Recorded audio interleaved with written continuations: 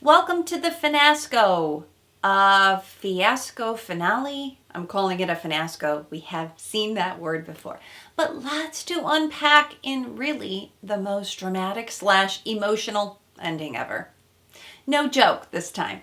Make sure to subscribe to my channel to get all the video tips on what you can do in relationships. Welcome to Reality TV Therapy with me, Dr. Diane.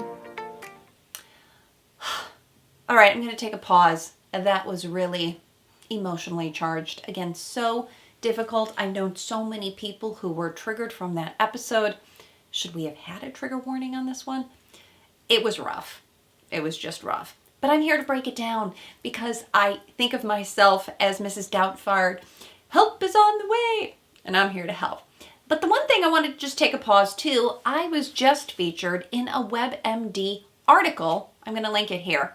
What the Bachelor may tell us about our own relationships. And I'm so excited to be in WebMD. I've been in lots of other publications, but this legitimizes the work that we're doing here. And they found me on YouTube where I'm educating you about reality dating shows. So I just wanted to point that out. Okay, but let's get on with the evening. We learn so much from these shows, as much from the good as the bad, about what not to do. And I want to go through this video in a bit of chronological order to sort of have some rhythm or some flow to this. Well, we start out the evening and we're back in LA. Gabby, who was just on Dancing with the Stars, did a phenomenal job, but she's looking great. Sexy dress, I might say, for both women. But we know that we're heading into something really emotional. Jesse has already warned us, and everybody's kind of on the edge of their seats. But before even that, we go to the women back in Mexico where both of the women are saying, oh, we have only one person left. Isn't that great? And we're like, oh God. We're literally about to engage to our dream guys. Literally dreams. So we flip-flop back and forth between the women on the stage and the screen, which is what I'm going to do too. But we now see Rachel. She tells Tino, you are the last man standing. And I don't know about you, but he looked pretty underwhelmed. His affect was kind of like flat, like, great. Okay, I'm the last man. And he has the words. He's saying, that's wonderful. This is great. But something for a guy like Tino just felt a little bit off. You are the only one here. Okay. And flipping back to the audience, right? The poor audience, they don't know what to do. Do we cheer? Do we boo when Tino comes out later? Do I laugh? And if I'm Rachel and I have to now watch back my so-called happy engagement, well, yeah, I think I'd be in the little box with the scour face too. So that part just felt like so cruel. We know what's coming, right? We know that things are not going to end well, and now we've got a live audience. Ugh, so hard. So we see the sort of look in the box, which is never a good one, because I think they started this with Barb in Pilot Pete's season when we did the live tell-alls. And again, we don't know how to respond exactly. Okay, so, but before we even get to talking about what really happened between Tino and Rachel, I just want to pause and say a caveat here, right? I'm a licensed psychologist, I'm a therapist, and a couples therapist, and I want to be as neutral as I can. All along, you know, I've been talking about Rachel's anxious attachment style, the good and bad of that she is emotional. I've been talking a little bit about Tino's insecurities, and I'm not team Tino or team Rachel. I really see what's happening beneath this in terms of what are the behaviors. So bear with me as I really just want to describe how I'm seeing it to help you make sense, because I got so many DMs from people immediately like, Dr. Diane, we need your help to figure out what the hell just happened there. But the story of the night is basically the black journal. I have my own black journal, and I'm calling it the not so safe house. So what happens at the end every couple that wins the finale, they send them away to an Airbnb in some secluded area so they can come and go and really spend time as a couple. We've seen this in all the seasons, but we don't normally see this kind of disclosure. And the caveat here is that, oops, Gabby comes, Rachel's upset. We already know that. Something has happened. She tells Jesse on the screen that Tino has cheated on her. Gabby shows up. Oops, she's wearing her engagement ring. And we don't know that Gabby's engaged yet. But now we see Tino coming into this unsafe house. And you know it's forced, right? It's in his contract. Who would show up otherwise? It sounds like this has been handled on the phone, and there's lots of things that we don't know about, but he looks awful, right? He's disheveled. Some people said that they thought he looked drunk or that Tino was on drugs. I think he looks like a distressed man, if nothing else. A distressed man who is like in the midst of a meltdown, having a panic attack. And nobody wants to watch that. Like, I really do feel like I don't want to be a voyeur. I don't want to watch it, but you also can't stop from looking at it. But these conversations, again, despite my best efforts to say we shouldn't be privy to these, this is happening, right? And it's on our screen, and they're trying to somehow explain something. But what I don't get is the timeline, right? They are an engaged couple, and now we find out they were on a break while they were engaged, not talking, and then Tino discloses that he kissed a woman. Now, he says that, and Rachel says, "Tell me everything. I want to know everything." And mind you, he's kissing somebody while they're supposedly in their honeymoon phase of the relationship, which is a tough one, right? Like, what really was happening there? Was there something more here? Was this really a full-blown relationship before he left to go on the show? We'll never know. Well, maybe we will find out in other interviews, but at this point, we don't know. So the reality is right now, we are not having a communicative, good couples conversation, right? We are having a breakup conversation. Keep that in mind. These things never look good. And if anybody was ever filmed in a breakup talk, it's going to get ugly. But they're clearly rehashing something.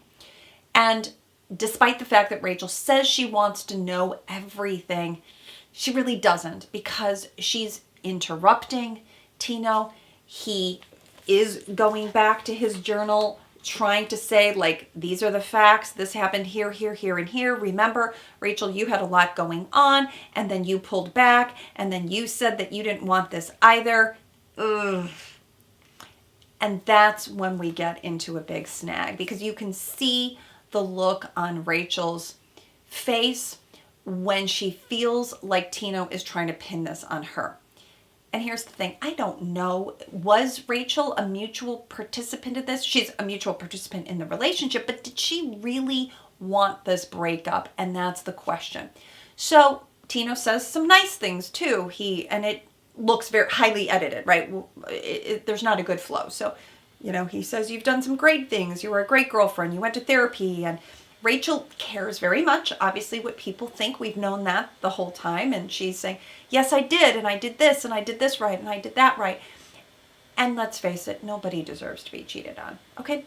No one deserves that behavior. But now Rachel is in what I've alluded to before is the anxious, angry phase. Okay.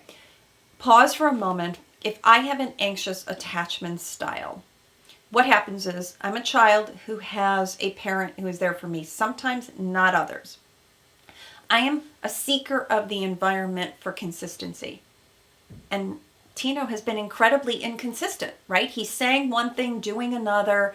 She's calling it a web of lies. We don't know what the real truth is, and it becomes so disorienting.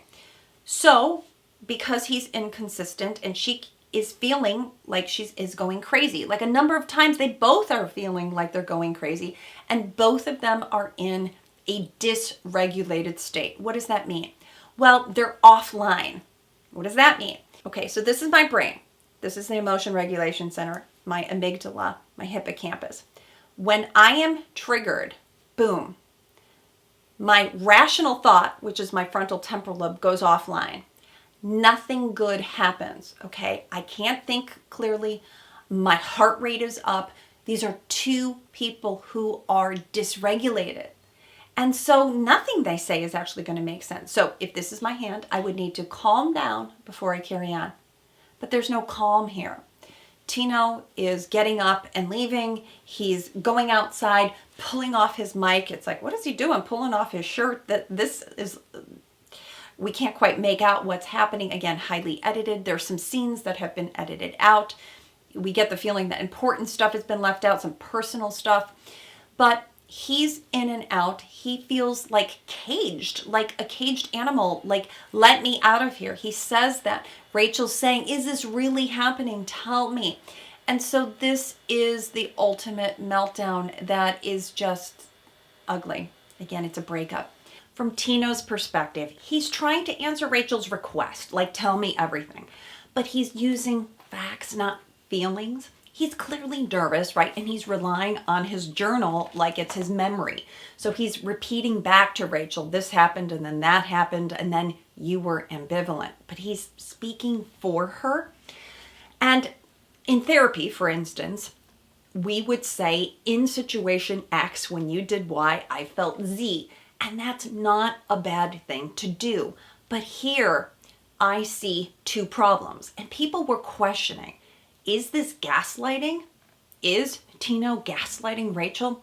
Well, I don't think it's gaslighting. No, because he is owning it to the point that he's saying, I cheated on you. He's not saying, Rachel, you're going crazy, you're making this up. That's what gaslighting is, when you try to deny the reality. But what it feels to me is a bit like blame shifting. What does that mean? He's putting it on Rachel.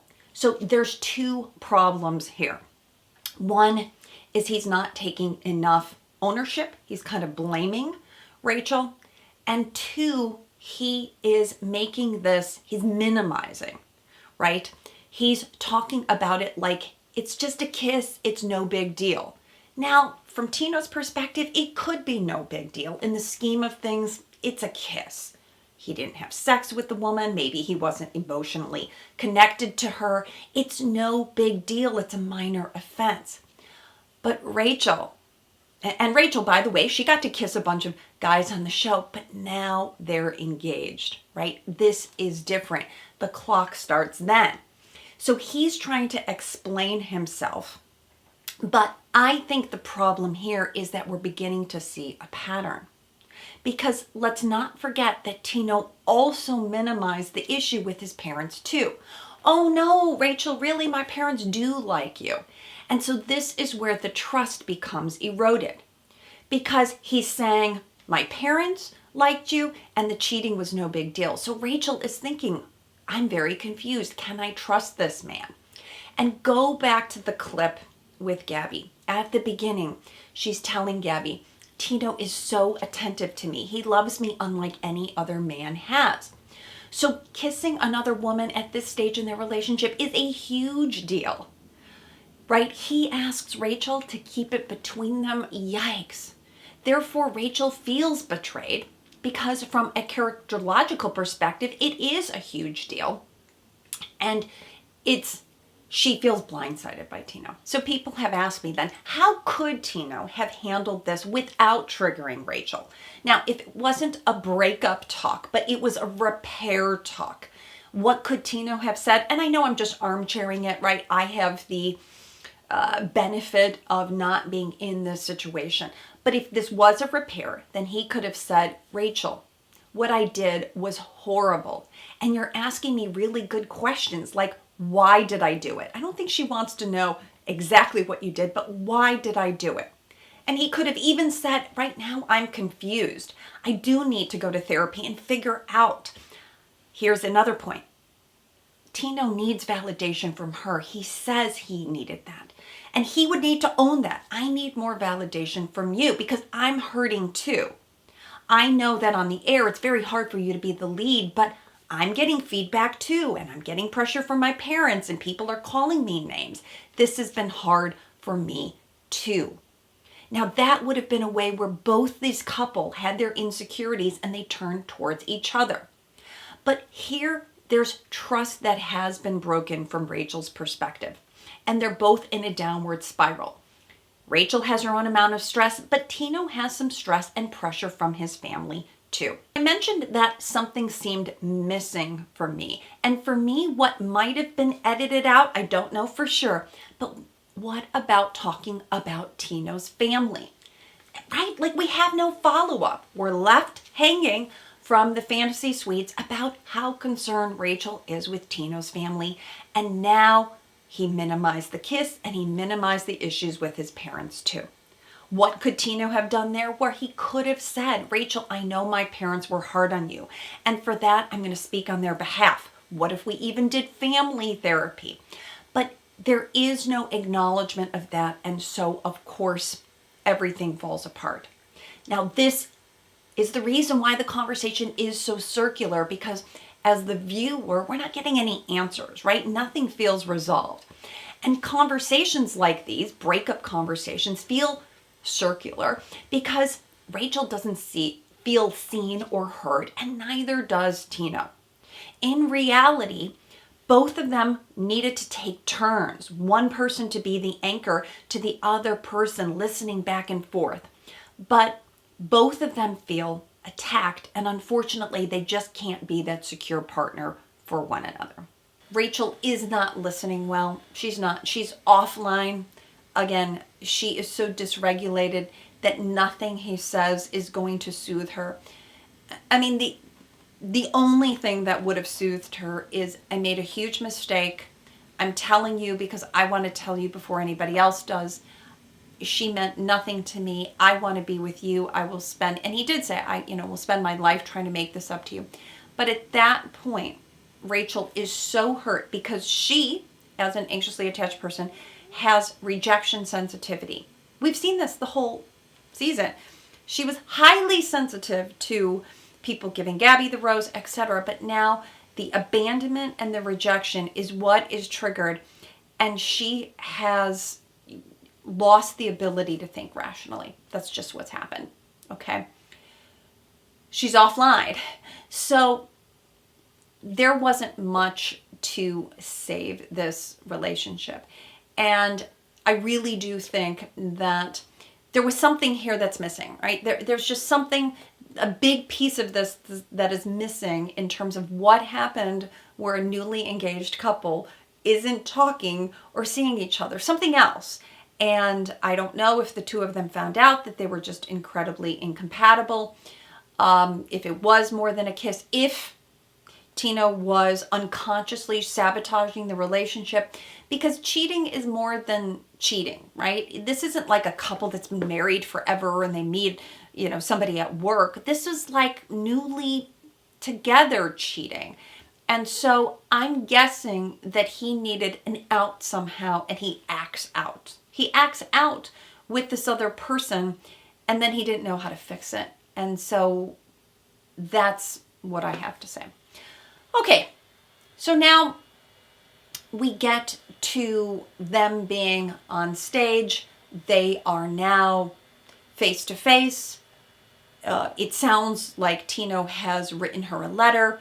You'd hoped that that would calm Rachel down. And honestly, back to the episode, it kind of reminded me a little bit of Ari and Becca and Hannah and Jed. Again, all of these breakups that just, the person wasn't ready, right? It would have been better if they just said, I wasn't ready, I made a mistake. And it takes such courage to say that. Instead, we see a lot of these sloppy, ugly breakups, similar to sort of like ghosting, but you can't really ghost on the show, right? So again, now they're back to in person, face to face. And what can be said? Okay, so now Jesse, who I'm convinced is not doing a great job here. I think he is just way beyond his element here, way beyond his pay grade. This is a guy who, yes, he was on the show himself, but a lifetime ago. and he is a sportscaster, and it's like he's asking Rachel, tell me about how you felt when you lost the game. And she's sad. What else can she say? I'm sad. This meant something to me. And I only wanted to be engaged once. So it felt like we're just rehashing this. How many times do we need to see Rachel cry? It's just kind of cruel at that point. But now Rachel is still in her anxious angry because now she's triggered by him, Tino. She's back in the room with him, and it's like you're right there because your brain doesn't know time and you go right back to how you felt, and he was the impetus of her pain. So of course she's right there. She cannot hear it again. La la la la la. Doesn't matter. There is nothing that Tino can say to actually make this okay. She is deep into her feelings of being abandoned, rejected. Some people want to call it victimization. I'm not so sure to go that far, but she's not going to be able to forgive him. And so we're way beyond that. Okay, so this is anxious attachment style at its worst. This is the high level angry response. You left me, you've left me again. I can't deal with it. They're both melting down again. So now we have Aven, who comes, on his white horse, essentially, looks very awkward, right? He kind of walks in mid-sentence, and Jesse says, we have somebody here. It was cruel. It was just really cruel, and I thought it was an ABC all-time low. Sure, Tino could have done more, but did he really deserve to be? I don't know. It felt humiliating to me, right? That he's still sitting on the couch. But this could have been handled 100 different ways. Jesse could have said, time out. Tino, thank you so much. I don't think we're going to get any resolution on this. It's going to take Rachel a long time to heal. I'm going to leave you guys to kind of deal with that. We're going to get you some therapy. That would have been helpful. But instead, he interrupts. And then I think, well, could there have been a different ending? They wanted to somehow make it a happy ending for Rachel, but did they really accomplish that? Is Rachel still interested in Aven? And mind you, I did say last week that I thought there was something still here between Rachel and Aven.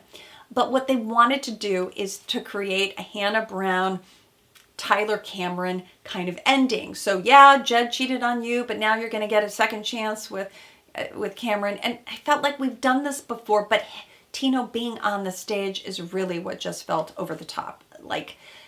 It just felt like one of the most humiliating seasons. And I feel like they all got dragged. They got dragged for the production level. They got dragged because they wanted to make it the most emotional. And it's been emotional the whole time, which has made it really difficult. That it's like we haven't gotten our bearings the whole time because they were fighting over which Bachelorette, too many people, not enough time to really get to know the cast. So this at the end of everything just felt like it frazzled my one last nerve.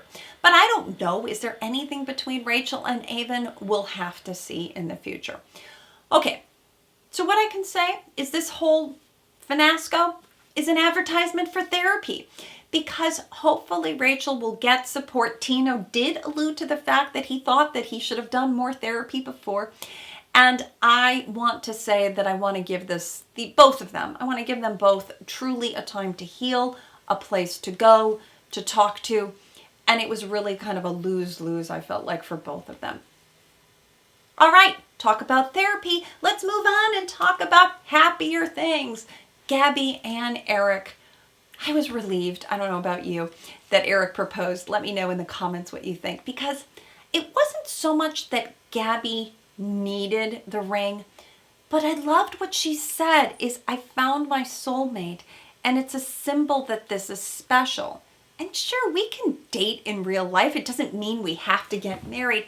But I also loved that Erich did what was important to Gabby. And this felt like a good move because she said, I want to leave engaged. And he listened to her. Now, it's pretty easy when Neil Lane shows up and you get to choose a ring. But that proposal also felt like one of the more equal proposals that I've seen before. It wasn't like the woman just sitting waiting for the man to profess it. They both knew they were the only two there. And I actually like this so much better than one guy in the wings having to say goodbye and then accept a proposal. Like, this felt more authentic to me. And what they said is, you make me want to be a better person and you bring out the best in me. Like, what's not great to celebrate about that? And Gabby and Erich both have been very vocal about, you make me feel more safe and secure, and I know I can trust in you. These are all the right things. These are the right reasons to get engaged. Not because I care that much about a ring, but because I care about you. And this is something about us. And I'm going to make you a priority. And as I said last week, when they were both like jumping off into the cenote, they turn towards each other, and you see this turning towards each other during stress. But there's also fun and affection and playfulness, and this to me was a really lovely proposal. Okay, and now after the rose, we come back, and I don't even want to deal with this. Okay, yes, there were two, do we call it controversial things? I don't even know the right word. Two issues, okay. But I thought they handled it incredibly well. First, as you've probably were told, I don't know if I mentioned in my video last week, there was the blackface episode where Erich, yes, in high school, dressed up as Jimi Hendrix, his favorite musician, and wore blackface. No, it was inappropriate. Timing was off. This was not that many years ago. How did the high school even allow this? The picture in the yearbook, I don't know. Many people were sleeping on the job. But they now as a couple have to deal with this. Secondarily, this woman Amanda came forward with texts that they had been dating for 2 months prior to that. Erich, said, I'm going on this show. My career's in a slump. Is he clout chasing? I don't know. But here's what I do know. I loved how they handled it together. And to me, that's all I care about. All I care about is Erich and Gabby, and you have to cocoon. It's you two against the world, essentially. I have to put my partner first. And they turned towards each other. This is what gave me hope. And Erich took ownership on social media. He immediately addressed it. Okay, he put a black square. He shouldn't have. But the comments were there. The sentiment was right, that he needs to learn. No excuse. I appreciated that. I appreciated the quickness of that he responded immediately. So here's something else I want to throw in, because I like to add like a lesson. Okay? The lesson here is something that I called leveling. As a couples therapist, when someone, let's say Gabby, would initiate therapy because she wants to do couples therapy with Erich because they're having some problems. If Gabby is the one initiating therapy, usually they have no trouble coming in, telling you all the problems, blah, blah, blah, blah, blah, blah, blah. But what I've got to do to hook this other person is I have to level this out, meaning what's not working for you too. Because if I just keep listening to what's not working for you, this person feels like above the other, and that doesn't work. And so what's fascinating is now Gabby came in, and I didn't like this part about the production. They made her seem like this very wounded person. I'm not capable of love. Nobody loves me. I'm not good enough to love. Not presenting Gabby as the confident dancer that she is, because that was their narrative. That was their storyline. But now that Erich has these, what we'll call two blemishes, it levels the couple out. Paradoxically now, they're sitting at a different level. Because before, it was like Gabby was one down from Erich because she came from this family and he was up here. We've seen he has a nice, lovely, supportive family. Like, we didn't see any red flags. But now this situation has leveled them out. What do you think about that? I don't care as much about the story about Amanda. Was she clout chasing? I don't know. People have come forward for years talking about somebody else. That's all in the past. We're looking forward. Now, as a couple together, they have to decide how to handle this. And that's what I've been saying in social media. On top of it, can we also talk about context? Erich's dad passed away in July. Oftentimes when people are going through grief, they turn towards other people. Relationships become very important. They need somebody to help them process their grief. And now Gabby has met his dad. They're processing that together. So I just thought, this is beautiful partnering. And I don't know, will Gabby and Erich end up together? I don't know. There's a lot of stressors. And what this really comes down to is usually lifestyle. So we've seen other beautiful proposals, Tayshia and Zach, for instance. But Tayshia wanted a very public life and Zach was a very private person. They weren't going to work out. Now, if Gabby wants a public life because she's on Dancing with the Stars, this is my mirror ball, and I think she's going to be a contender for that, is Erich going to be with her in that journey? That's going to be the next journey. Once the proposal is set, now the next journey, are we going to want the same things in life? So I think this couple has a fighting shot. Sure, they have differences, but Gabby appreciates Erich in a different way because she has dated a lot. And I think if they keep turning towards each other, I'm hopeful, right? I never know, but I'm hopeful. Okay, one happy ending, 1 out of 2, not bad. I really do hope that, because Gabby's got her life ahead of her. She's got some exciting things coming on. Watch for Gabby. She's got big things. Okay, let's take a pause. Zach, our next bachelor. I don't know how I feel about Zach. I'm going to be honest. I was right when I talked a couple seasons ago why I thought Zach had such a strong reaction, a negative reaction towards Rachel because they had some secret code, right, about, we're going to say it's the age, but maybe it's something else. And I had a feeling he was gunning for Bachelor, right? Because the top 3 always are. Is he going to make a great Bachelor? I don't know. I'm hoping that he will rise to the occasion and all of that. Clearly on the show last night, he was nervous. I can't blame him. He looked a little bit starstruck, a little bit camera shy. I think it's one thing to be on a contestant, another to be on a live stage, so I had to give him some credit. But he is tall and he is attractive and he has a deep voice, and I imagine a number of women will find Zach attractive, right? He's got this famous uncle. So that remains to be seen, but that whole live felt a little bit, I don't know, shoved down our face. It's like, how much can we handle? We go from one negative breakup, which could have been the whole show, to Gabby. Let's get excited for Gabby. And now Zach, it's like 3 storylines. I just felt overwhelmed, quite honestly.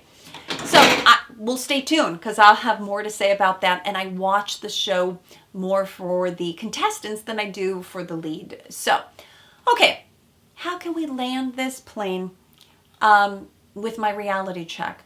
So my reality check is if you're in a breakup, you're in a completely different space than you are if you're in a good communication style. But we have to be able to keep the person that we loved, we have to be able to keep their self-esteem intact.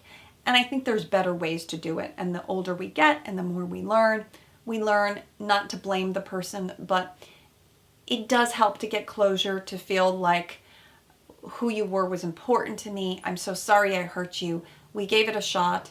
And it's just too bad that we're not it and we both are suffering. Ugh, that was the reality check that I would have liked. And so now, after all of that, the ship, 2 bachelorettes, what I say to you is, will you accept my final rose?